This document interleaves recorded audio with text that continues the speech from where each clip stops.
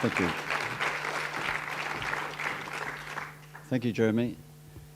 I hope you're eating more broccoli. He is. Good. A man who responds to evidence. It's an unusual man. Evidence-based solutions. So I'm standing here representing Alcohol Action New Zealand, and down here in front of me is Jeff Robinson, Jenny Connor. Jenny is the brains trust of Alcohol Action. Jeff's the godfather, perhaps. I'm getting better at making cups of tea. But we're all very involved in trying to advance the scientific evidence and getting it out to the public and to our politicians for change in the alcohol area. And there's the website that I mentioned earlier, where a lot of the information from today will be posted. So we are living in very extreme times where this product, alcohol, a Class B equivalent drug, is at the mercy of an excessive free market. We don't recognise it as living in excessive times or extreme times because we're human beings. We are very adaptable and we adapt to the situation that's in front of us. So it doesn't seem odd, particularly to us, to have alcohol sold in supermarkets. But if it was ecstasy in packets that children are going by and being and it's being served by teenagers, I think that we would, have a second thought about it. But because it's alcohol, we've been all rather brainwashed into thinking this is just normal and this is just right. Now, we don't want to go to the other extreme, which is prohibition. We do want to have some sacred places in New Zealand, and Kathy's comments about marae with liquor-free places, I think is an excellent idea. But in terms of the totality of society, we don't want to go to prohibition because it has its own problems. And being anti-alcohol is a little bit as ridiculous, if I can put it like that, as being anti-water.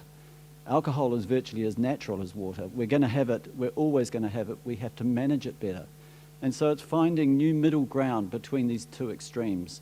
And that's essentially what we're trying to do through Alcohol Action and using science to guide the kind of measures we need, the kind of interventions that will reduce alcohol-related harm. So here's essentially what I'm saying. We've got this national alcohol crisis. It's causing all this damage that we've heard today, and we've been focusing on babies and children. There are a number of evidence-based reforms that would really make a big difference. And thirdly, we now know there's a large majority of the public who support these reforms. But fourthly, the government so far seems to be captured by vested interests by not including these reforms in the alcohol reform bill. Behind every thriving industry is a very appreciative government. And it would be fine if this was just an ordinary product. But alcohol is not an ordinary product. It's not an ordinary commodity. It's a Class B equivalent drug that's causing an enormous amount of harm to New Zealand, particularly harm to others, H2O.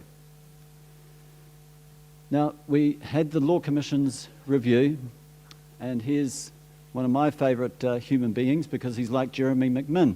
He responds to the evidence and he changes his thoughts and behaviours and attitudes according to it. He came into that review with certain ideas. He reviewed the evidence and he changed his ideas. It's a bit unusual for a human being to do that. He also came up with a much more elegant phrase, the unbridled commercialisation of alcohol, identified as part of the driving factor, well, the driving factor behind the heavy drinking culture that we're living in. And his blueprint for change that came out in April 2010, virtually 2 years ago, is still a fantastic read. And whenever you dip back into it, you can just see the wealth of information that's there that's going to help guide things. And in fact, when you look at it, a lot of it is based on the very document that we in Alcohol Action are guided by. We're very lucky in 2003, the international literature got assembled by 15 of the top alcohol and social scientists in the world, including Sally Caswell of New Zealand, into this book called Alcohol, No Ordinary Commodity. I think of it as the Bible, and that's why I carry it around. In fact, I have it in my bag most of the time, and people say, "Oh, why are you carrying around your bag?" And I say, "Oh, you know, you've got to protect your gold." Yeah, I tend to have it with me. I don't tend to read it every night, but I like to have it there, and I've read it a couple of times. And with Jeff and Jenny, and with input from others in Alcohol Action, we formulated the 5+ solution. We didn't make it up. Essentially, the 5+ solution is a summary of alcohol, no ordinary commodity. And most people in this room know raising alcohol prices, raising the purchase age, accessibility, advertising and sponsorship, drink driving countermeasures, plus treatment opportunities being increased for heavy drinkers. I'm not actually going to talk more about the treatment opportunities, but I do want to just point out that the Bible has been independently confirmed by Peter Anderson, who you will recall came to us by video last year at this conference.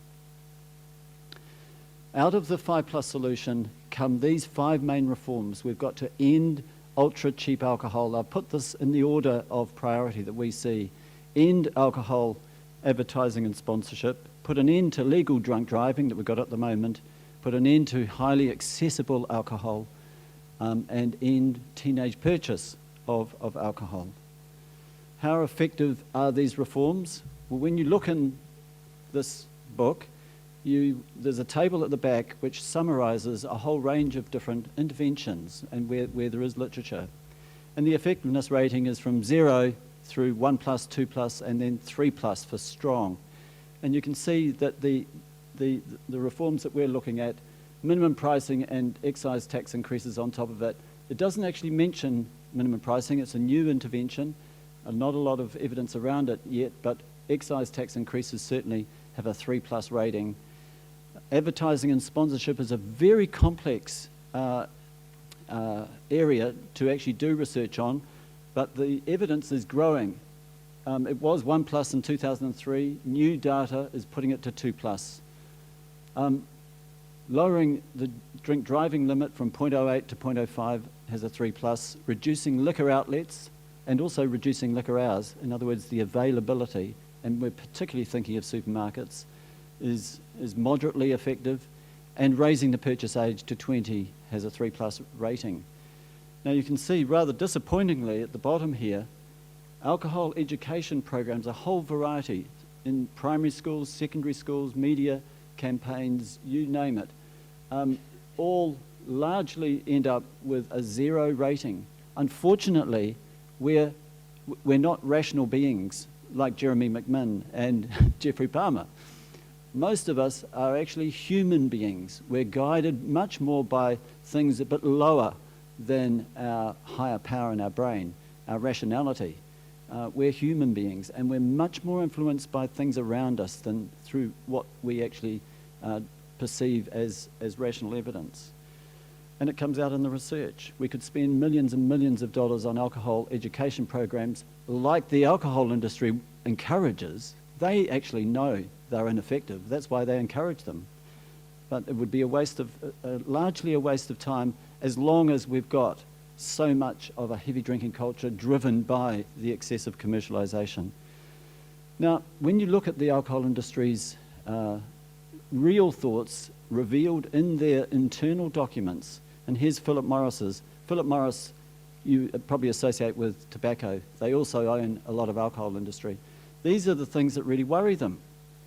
They worry about alcohol, all the things I've just been through: pricing, advertising, drink driving, restrictions on sales, and increases in legal drinking age. That's to be found in their internal documents that came to be known by the public at the time of the major litigations around tobacco.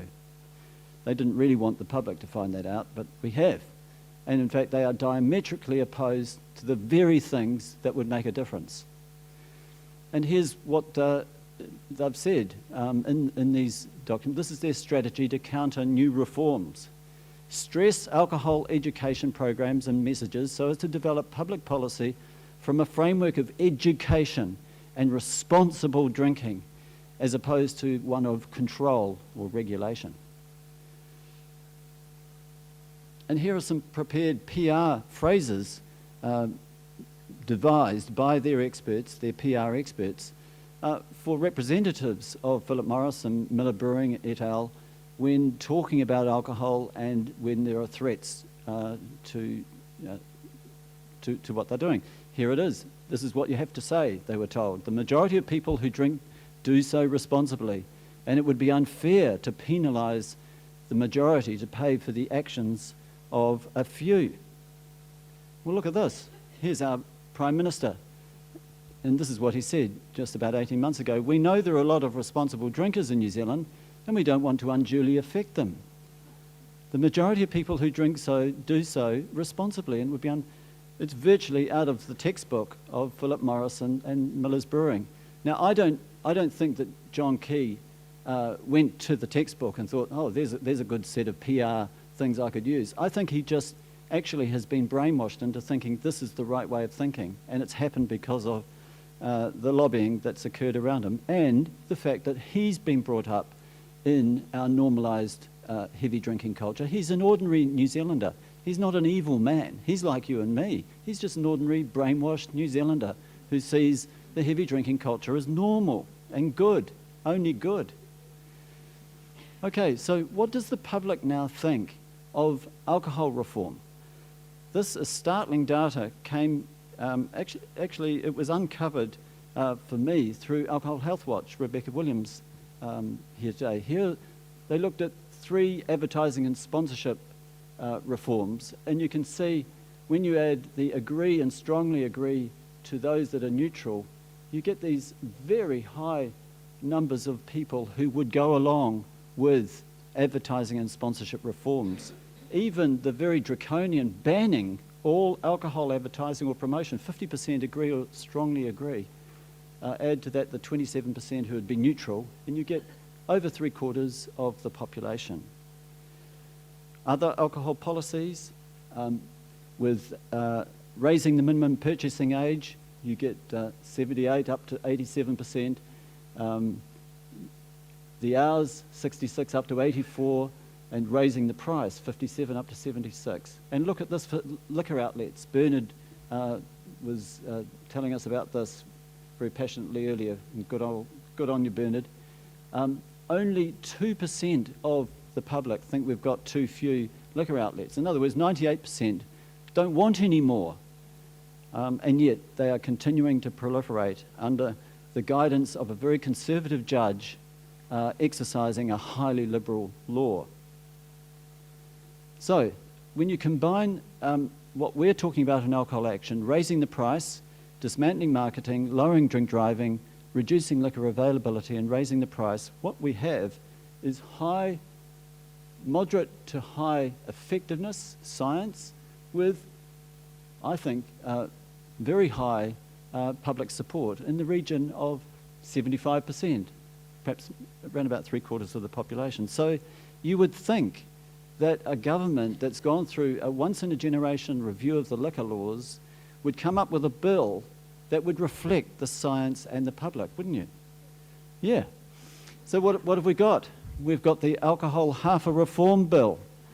And when you look through it, here are the 5 things. Pricing, nothing. Advertising, a little bit of tinkering. Drink driving limits for adults, nothing. Alcohol availability, well, there's not going to be any alcohol from convenience stores, but that was what was originally intended in 1989, so that's not really a reform. And we've got voluntary local alcohol plans, but that's really the government saying to the communities of New Zealand, we're not going to do it for you, you're going to have to fight foodstuffs and progressive enterprises. That's up to you. You know, we're Pontius Pilate over here, we're washing our hands of this. We'll let you, the people of New Zealand, have a go at these multinational corporations.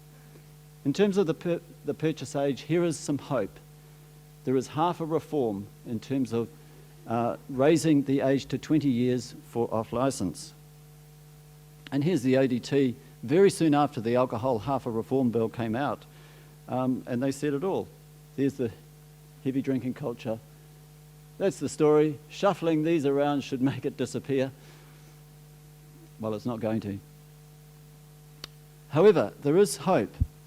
And the 9,000 submissions, many of those were generated by Alcohol Action, the broader reaches of Alcohol Action.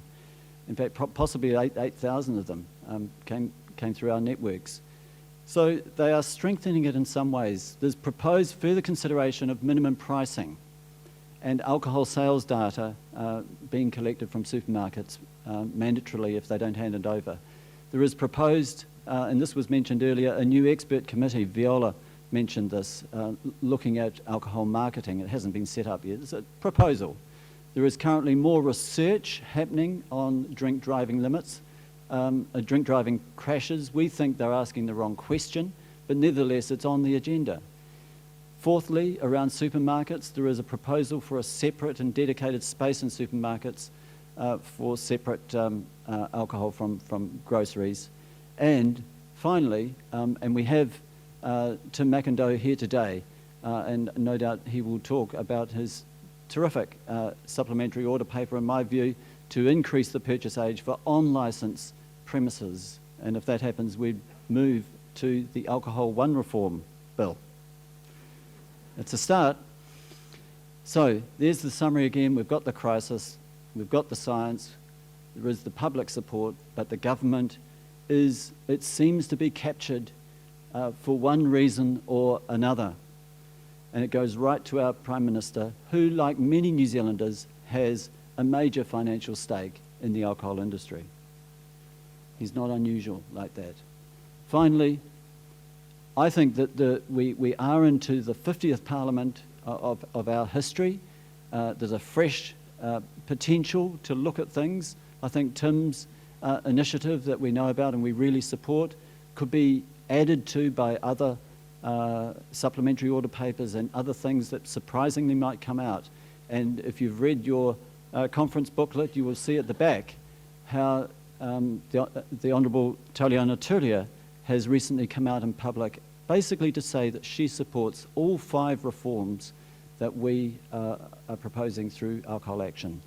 So watch this space. It could be a great year. Thank you very much.